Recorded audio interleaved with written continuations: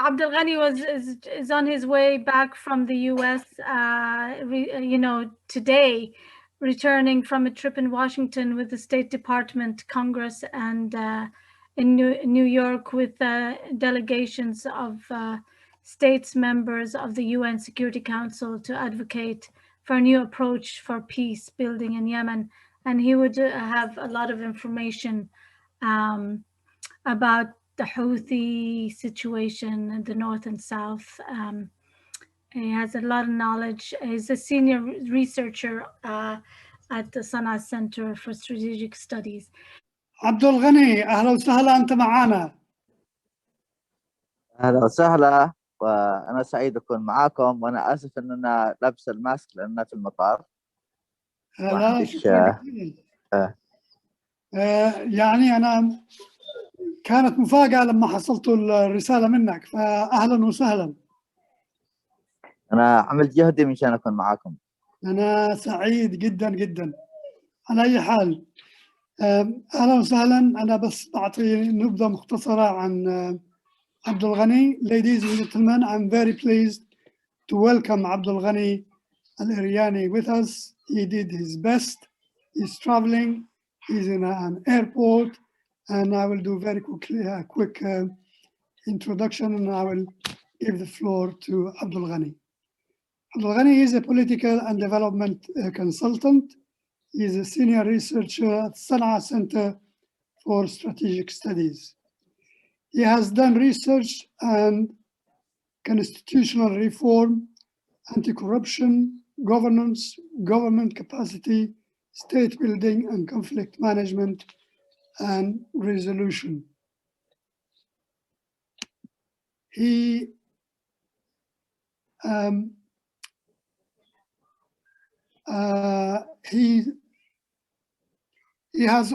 has consulted a number of international organizations.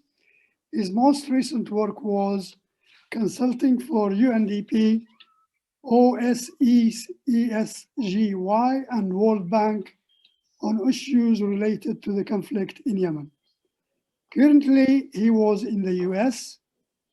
Abdulghani just recently returned from a trip in Washington with the State Department, Congress, and in New York with delegations of states members of the UN Secretary Council to advocate for a new approach for peace building in Yemen. Welcome, Abdulghani, and the floor is for you. Thank you for joining us. Thank you. I gather I'm expected to speak about the state of play at this time, and I'll speak for a few minutes, and if there are any questions, I'd welcome them. Right now, the war has escalated in a very bad way, with Marib on the verge of falling into the hands of Houthis. And I think that if it falls in the hands of Houthis, then the peace process will be stifled, as the Ansar Allah will then not be willing to share power with anyone, and the internationally recognized government will become even more irrelevant than it is currently. But I'm hoping that the stalemate and the stagnation that had prevailed over the past 4 years, and which was instigated by corruption and the war economy, has been broken by this new military development. Therefore, I think I'm optimistic that we are on the verge of a political breakthrough, and possibly the end of this phase of the war, and with a peace agreement. Of course, that doesn't mean end of conflict in Yemen, because there are still many militias. They'll continue to fight for a while, but at least the major conflict will hopefully be resolved with a political settlement that will include inclusive participation in the government of national unity. My trip to Washington and New York was to advocate for a new approach for peace that is inclusive, that recognizes facts in the ground, and that is that does not start with just a ceasefire, which would have the tendency of freezing the situation as it is, as happened, say, in South Sudan, for example. But we need to have a settlement, political settlement, that envisages the kind of state that should emerge out of this conflict, the kind of power sharing, kind of wealth sharing that is appropriate, that could make that state viable and durable, because it is not enough to stop the war, to stop the shooting. You actually have to start the peace. With that, I will stop and I'll take questions if there are any.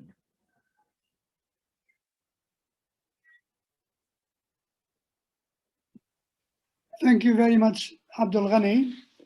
I will start before I get more questions from the audience as well. You seem optimistic, that this phase of the war is probably going to change. Could you expand a little bit from what you know? Well, as I said, the stagnation in the military situation over the past 4 years meant that violence is brought to an endurable level that allows those who are involved in the fighting to reap the profit out of this war without incurring too many casualties. And this was a conspiracy among elites that included the Saudis, the Houthis, and the internationally recognized government. And I assure you, they made lots of money. Whether on the Saudi side, the officials directly responsible of the Yemen file, or on the Houthi side and the government side. That stagnation has been broken by this new military development.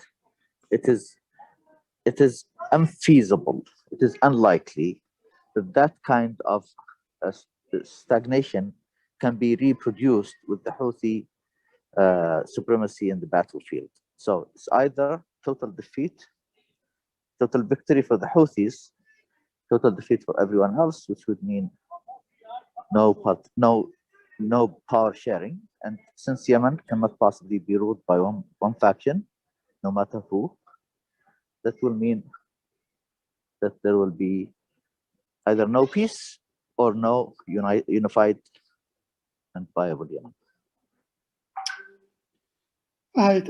Here is a question on the if some kind of peace is achieved sometimes in the next year or two, will large parts of Yemen be carved up between imperial nations?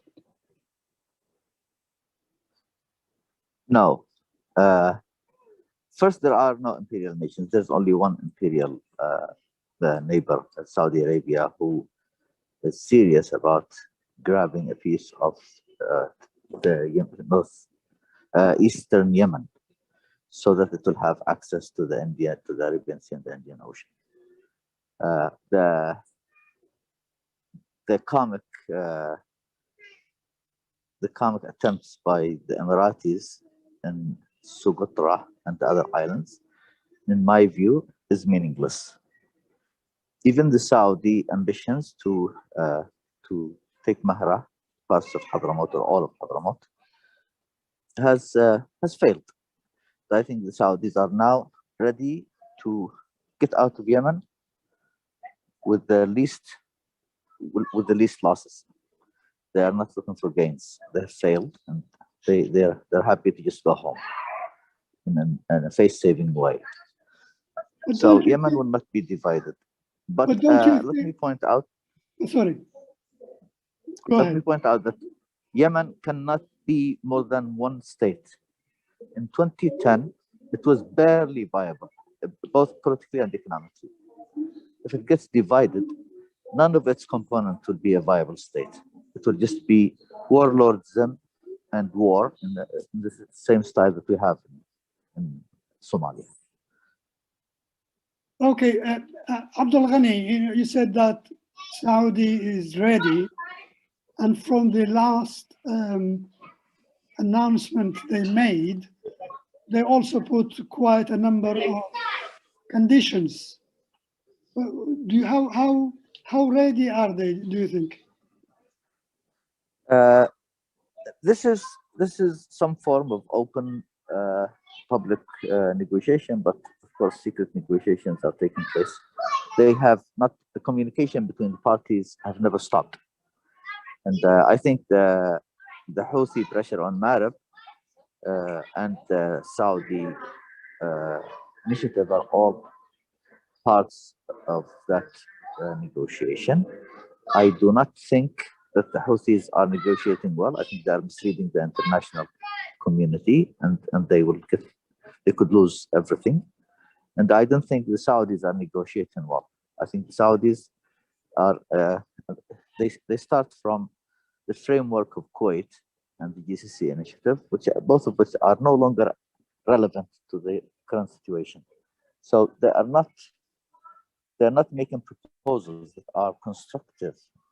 On the other hand, on the Houthi side, I think they are too optimistic, and that would lead to them losing any political gains out of their of their military advance if the Iranians strike a deal with the US and reap the benefits of the Houthi successes in Yemen for themselves.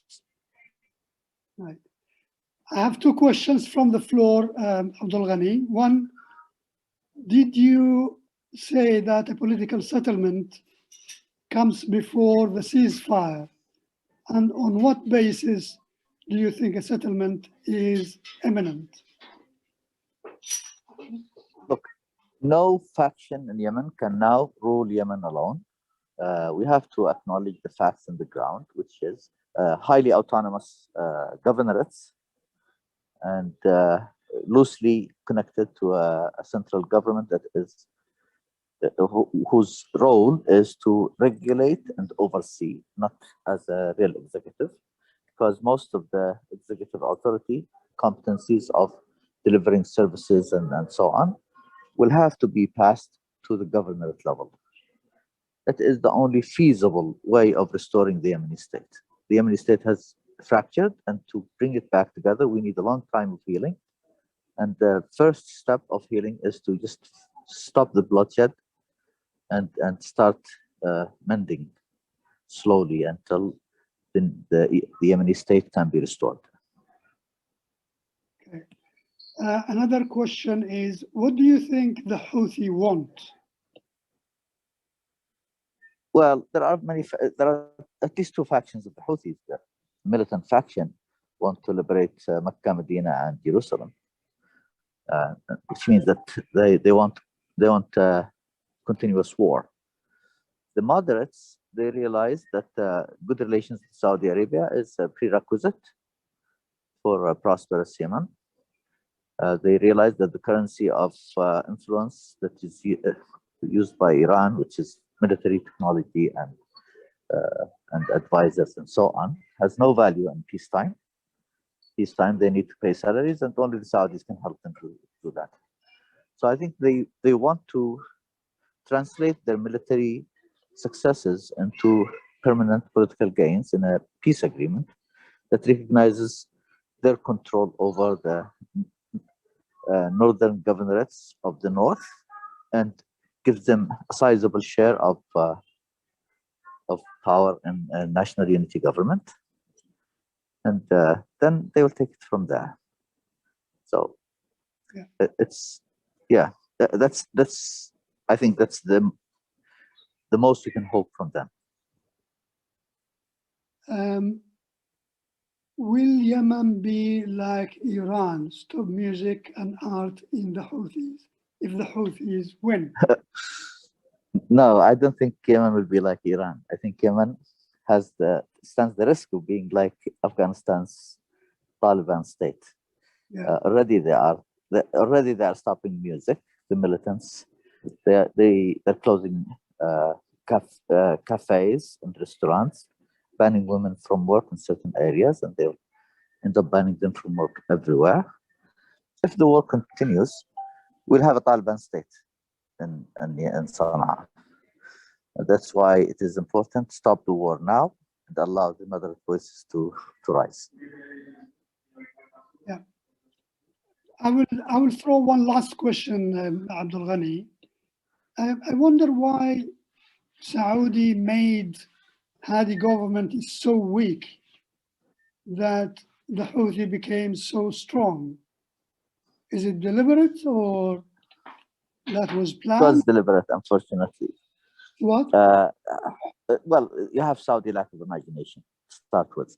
But in fact, the Saudis for the period from 2016 until last year were prolonging the war intentionally until they could take control of Eastern Yemen.